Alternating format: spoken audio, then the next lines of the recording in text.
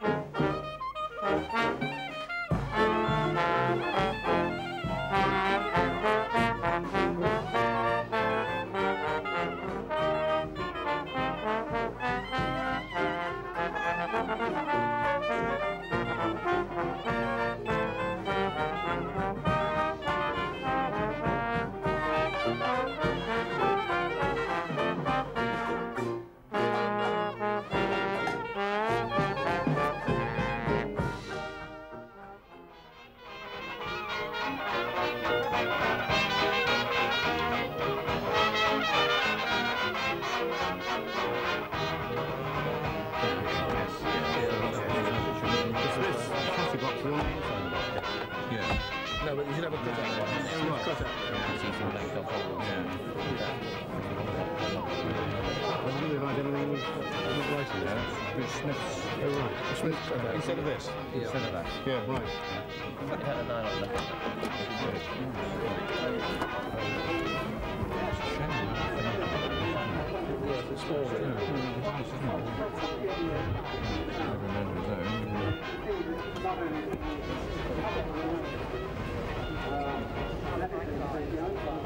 that finish on the bulkhead? I'm just looking at it. Yeah, I don't know. They use these cars for all carburetors. If you have a Smith multijet, and the I know. so that's yours.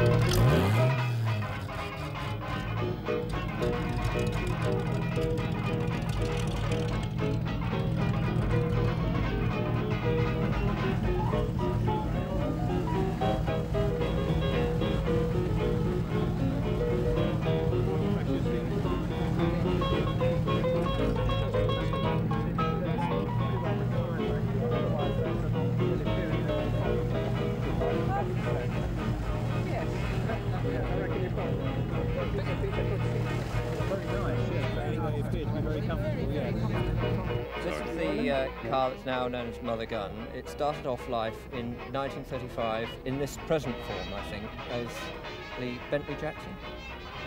Right, well, it's always been known as Mother Gun. Right. It's a 27 4.5 Bentley. It metamorphosed into this form by 1935 through a series of owners from Bentley Motors up to a chap called Robin Jackson, who was a specialist at Brooklands. And he wanted a car really as an outer circuit car, so this is the form that it's in now. Yes. So he built a special chassis and put in a 6.5 litre engine. Yeah, she's got most of the engine out of old number one. It's quite rhymey, isn't it? Yes. And he built a very successful outer circuit car for Brooklands. Yes. Now there were two cars like this. There was the Bonato Hassan and this car. Is that right? Yeah, this car was probably more successful because it wasn't as badly handicapped.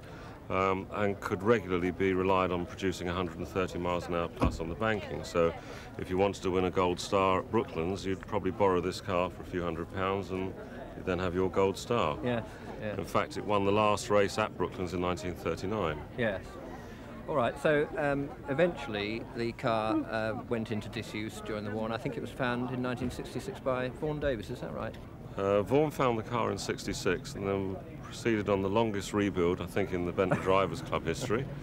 25 years later, the wheels were on and not much else. Yes. And then we took the car in and decided that we'd finish it, which was a joke. But we finished the car, and we then set on this other crazy idea, which was to try and break some British records. Yes. Now, a lot of these records had stood for many years. Nobody had attempted them, is that right? The records, most of the records were over 60 years old. You have to remember when the records were taken, originally the cars were contemporary with the year, so they were new cars breaking current records. Here, there wouldn't have been much point in breaking the records with modern cars. No. The idea was to break those records with cars of that period, which is pre-1930. Yes. So you first of all went for, I believe, was it the 100-mile record with this We car? went first of all for a 200-mile record that we'd actually taken a year or two earlier with a standard speed 6. Yes.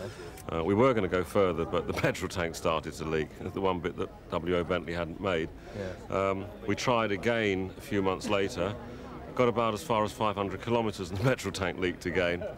And third time we finally got 200 miles and 500 miles. Yes.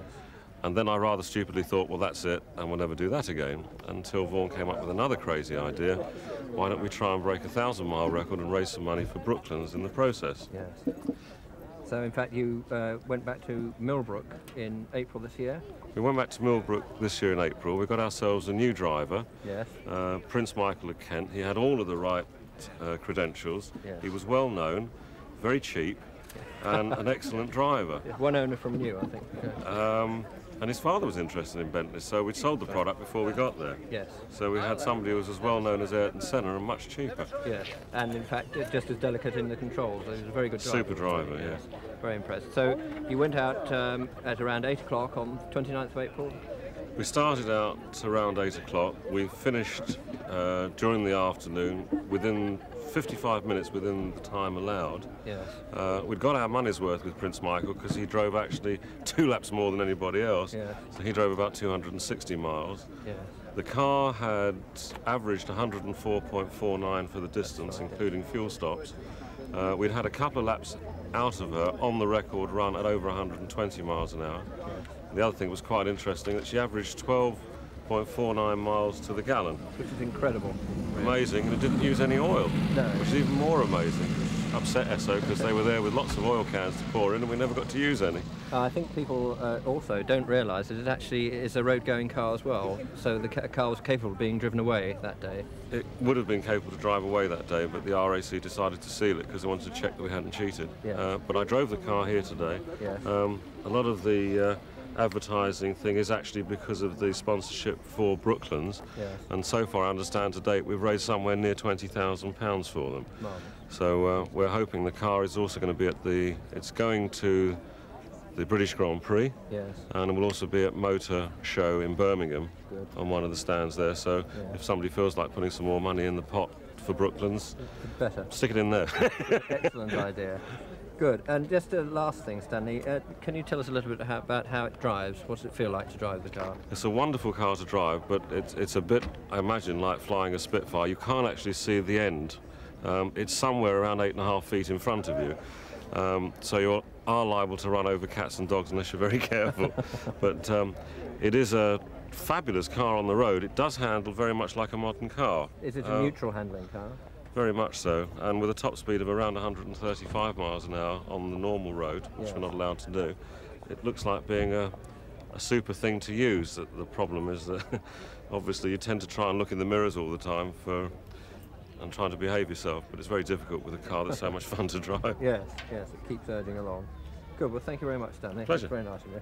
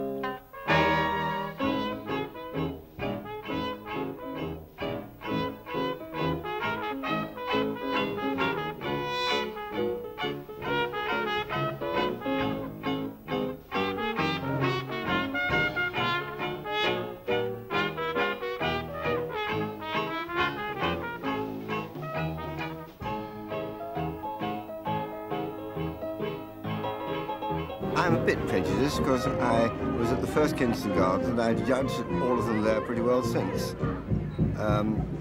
I think this is a better venue, probably, but there's a sort of a pleasant, nostalgic atmosphere about Kensington, and also it's possibly a little more informal. this is marvellous, and we're grateful, obviously, to St Dax for sponsoring it. On the other hand, the other was very much a family garden party, and this is a little bigger. The popularity of this place is the number of cars you can accommodate. We used to run out of space, and my friend Vic and I would be charging around saying, "Are you going soon?" They say, "Right-ho, you get bring another car in." They got as tight as that once or twice. But of course, planning out here is much easier. Yes, I think perhaps it was a bit of an old crony's place, you know, people like an old fogey like myself, they must go to Kensington, and, well, what's this place called Hatfield? And I live quite close to it, so I know it well.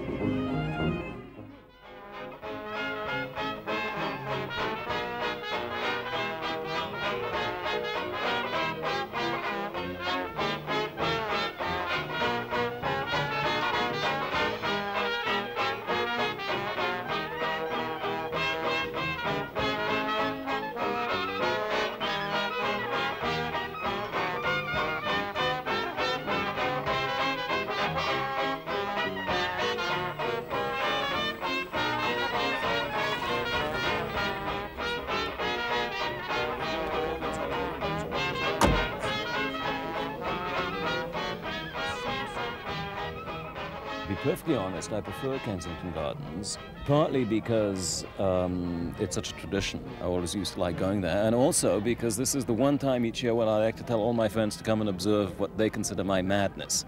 And it's a lot easier to have all one's friends roll up at Kensington Gardens than it is to organize to get them out here to Hatfield. But it's a splendid place, and this is the second year I've been here, and it's beautifully organized, and I can't complain in any way. It's just easier to get friends to show up in Kensington. In that sense, I'm old-fashioned and like to stick to the way it was.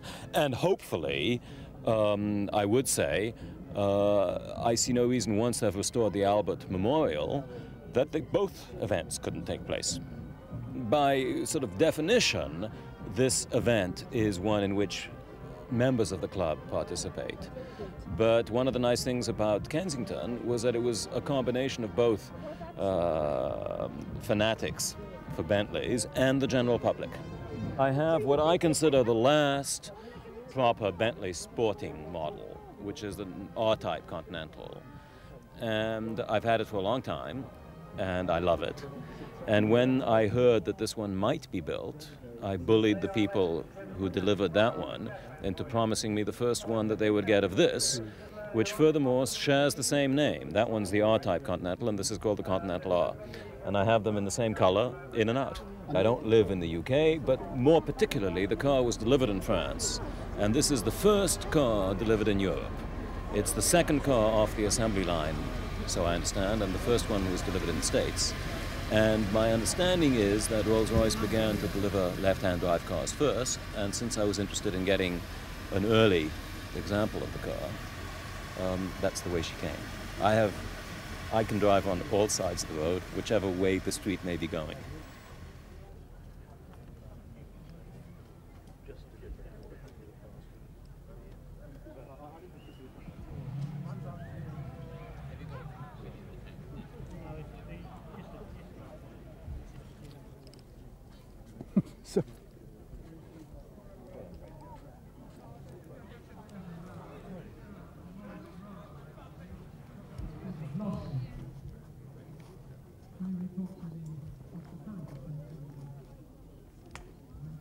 This car, which I consider the last real Bentley sports car, and therefore in a way the mother of the other one I showed you, has one great advantage over the other car. I drove this car from London to Leningrad in a rally and then back through the Baltic states, and it can go anywhere in the world. In fact, it has the dubious distinction of having had the highest speeding ticket ever awarded in the Soviet Union awarded to it at 211 kilometers an hour. But you can go anywhere you want with this one. The new one you can't, because only within Europe and the United States can you buy lead-free gasoline.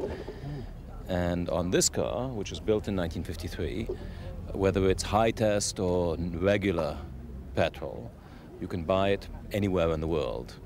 But beyond the range of Western Europe and the United States and certain countries in the Far East like Japan, you can't buy lead-free petrol. So there's no way, for example, with the other car, that I could drive to Moscow or Peking, whereas with this one, no problem.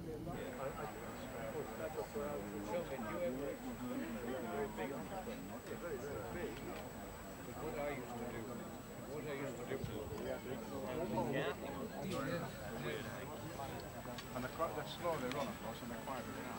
So it's speed that makes it.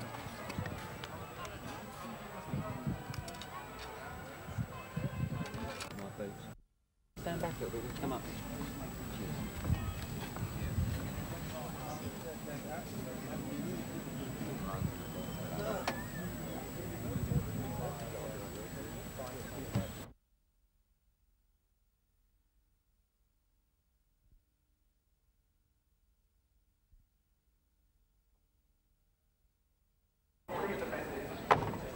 Which of course was making in the 1930s were supercharged to produce the famous classic slower Bentley. They found out that the only way to advertise the machines was actually putting them onto the racetrack. And this he did. And I think I'm right to say that in 1929 the entire team came home. 4 cars into the event of the mark, first, second, third, fourth. And that achievement was never matched until Jaguar went back to the norm a few years ago, and then Ferrari in the 1960s did it. It was considerably more powerful. Hello, how are you? And much quicker than its Rolls-Royce counterpart.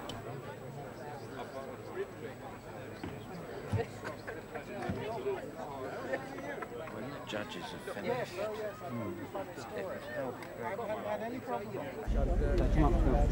Your number now.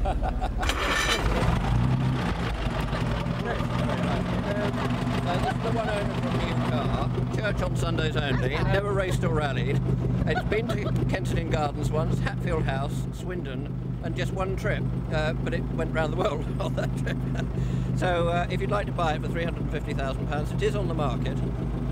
And if you've got any small change, I'll take that now if you like. Would you it's buy very a nice car of you to offer.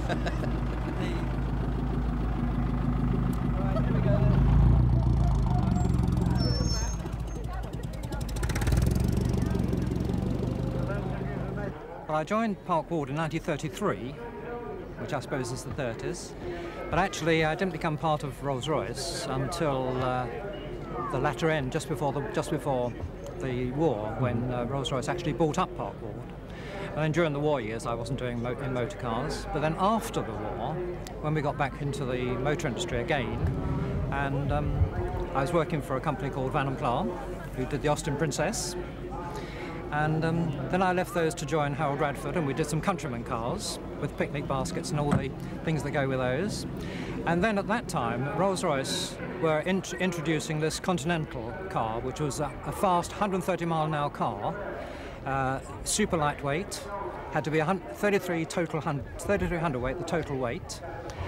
They'd already done a model at Crewe and had worked out the frontal area and all the things that go with the drag factors and all the other things that go with the speed, and decided that a company would have to produce the car. They'd got the model and they were looking for a company to produce the car, and they placed this contract with Mulliners, H.J. Mulliner, because Mulliners had already done some work on lightweight vehicles.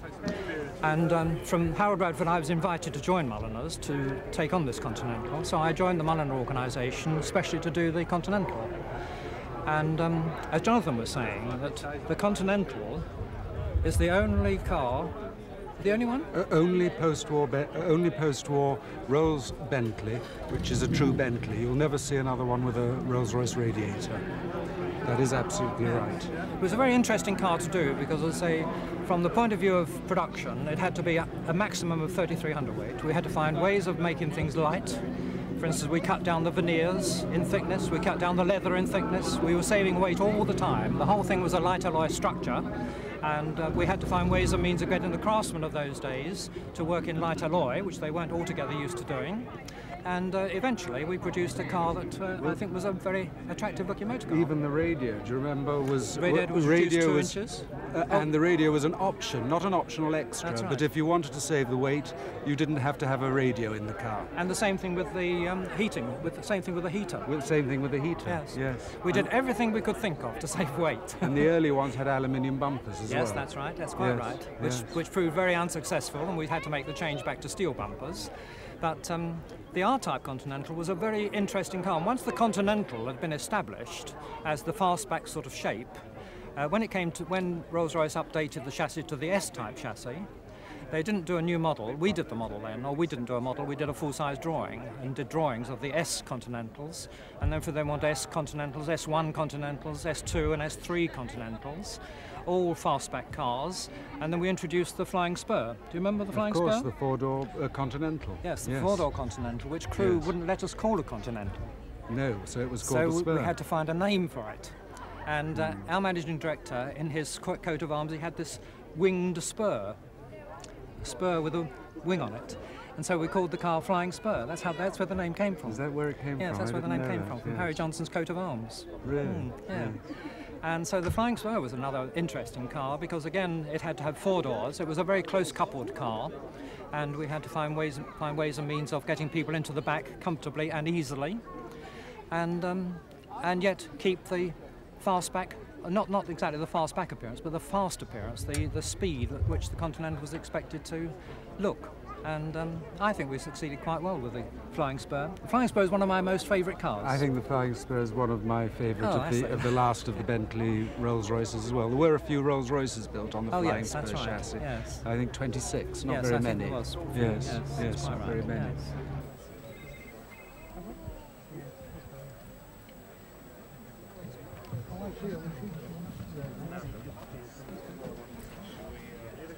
I'm a traditionalist and I really did like Kensington. I appreciated the reasons why we couldn't go back there. But Hatfield House last year for me was very good as a substitute. I think this year it isn't quite the same because the cars are mixed up more, and I think that was by popular request. But personally, I would rather they were segregated. It makes it easier for the older ones to recognise the different types, doesn't it, John? Yeah, I also think, though, that the layout is better this year than last year because, you see, last year we had cars under the trees, it had rained heavily the day before, cars were sliding and skidding, and me personally, I was lying in the wet, looking underneath the car. It was much more pleasant to lie under a Bentley this afternoon than it was last year. So I like it, and I think we'll look forward to coming here again. You know, I really did like it. The quality is higher this year than it was last year, and I think that people who have entered the cars have been a little more selective in themselves before deciding whether to come or not. And the cars that have been presented have been of a higher standard. There are still the differences between people who know what a concours is all about and people who don't. And you may have noticed earlier the gentleman over here polishing his Derby for 2 hours and lying underneath, polishing underneath the wings and the mudguards and so on, and yet there were vintage cars here with the grime of years still plastered over the gearbox and the axle. And really this isn't quite the thing one expects. But last year, in my view, in our 3-litre class last year, most cars had oil and dead flies plastered over the gearbox and axle. This year, perhaps only half the cars had flies, so maybe the standard's improving again. But we were saying earlier that for some reason the standard of car, the standard of presentation, isn't as high as it used to be at Kensington. I think you'd have to agree to that. I think I would, John. I think I would, yes. I'm not sure why that is somehow. No, there are more cars here, of course. There's more space, and that is a great benefit of Hatfield House, of course. But as to whether that's the reason, I would be hesitant to make a statement. I think I would hesitate as well to make that sort of statement, but I like here. I think we are refining it all the time. Our Uberführer Jim Metcalf said earlier that we may need to refine still further the judging system. I think maybe we shall, and perhaps lay the cars out a little better, because I think, again, even in the public car parks, we should have car parks for 3 litres, 4.5s and 6.5s and 8s and so on, so that one can compare like with like without having to walk too far. And when you're old and grey, it tends to weigh on you a bit, you know. And most of the people who own these cars are old and grey. Unfortunately, yes.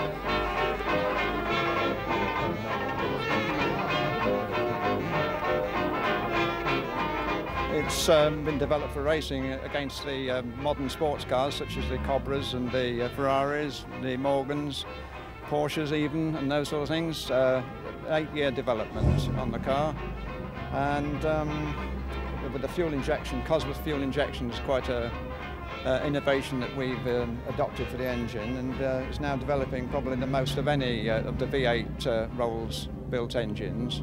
It's entirely my own effort, I suppose, as you might say, and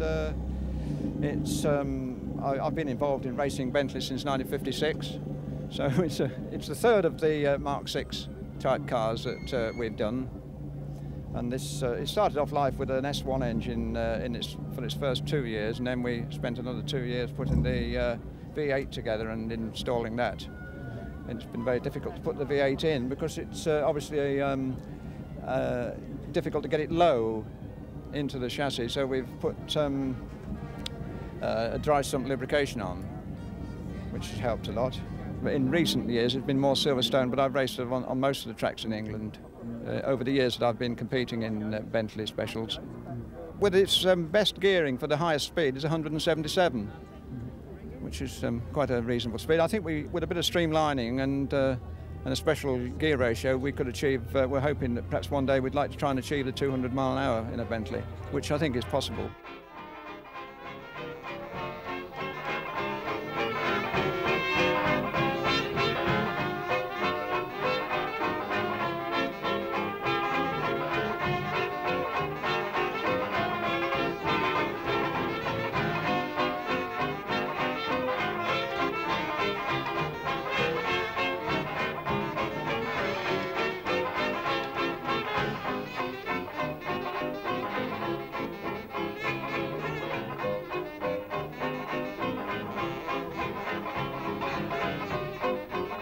First of all, the weather is what makes everything, so I'm in a very good mood.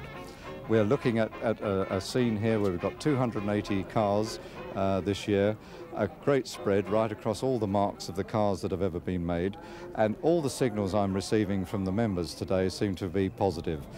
We've even got a brass band here you've seen with an enormous euphonium, and even that seems to be going down quite well. So what really matters is that we've got a very fine setting. Hatfield have been very generous to us again and given us lots of space. We've got a marvellous collection of cars here, and the company have been very supportive to the whole scene. So they brought their latest Continental R down, which of course is a most desirable car, and I trust you chaps are all putting your orders in. And we have a fabulous collection of the 3s and the 4.5 litres and the 6.5s and the 8s. Every single model you can think of is represented here, through to the Derby and the crew cars right up to the present day. So a lot of fun, and I must just add to all of that really the whole ambience of the meeting has been put in place well and truly by our kind sponsors, Dax Simpson, who've done a splendid job today of making us very welcome and sharing some very good hospitality with us. So those are 2 reasons why I'm in a good mood. My members are saying nice things. They promised to keep my slush fund running, so I'm well in tune for one of these nice new cars, you understand. There is his signature, Stanley Cedric. And there's the great man. That's WO, who we thank for the cars, and Stanley Cedric we thank for the club.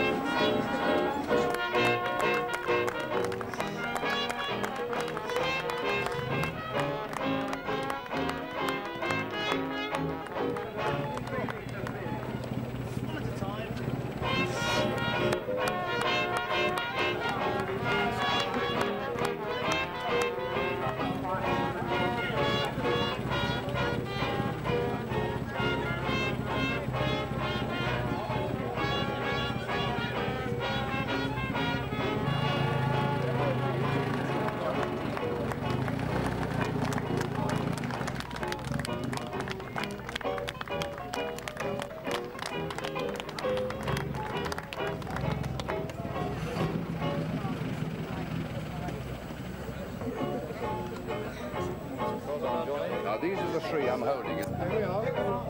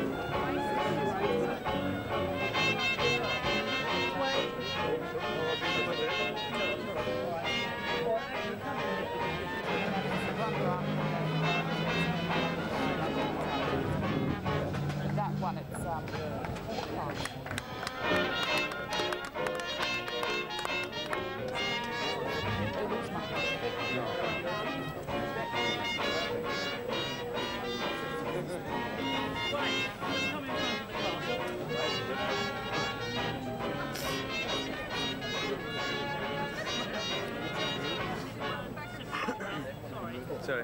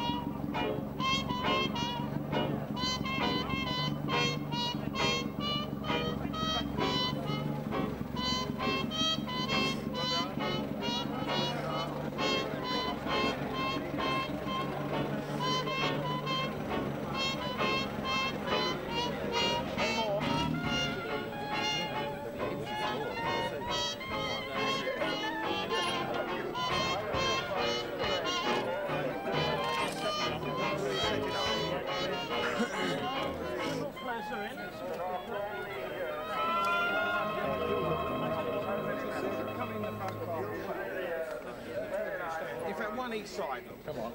Jill's presenting. You stand in the middle. Stand in the middle. You don't see anything of the car, though. That's the only thing. Who doesn't have to hold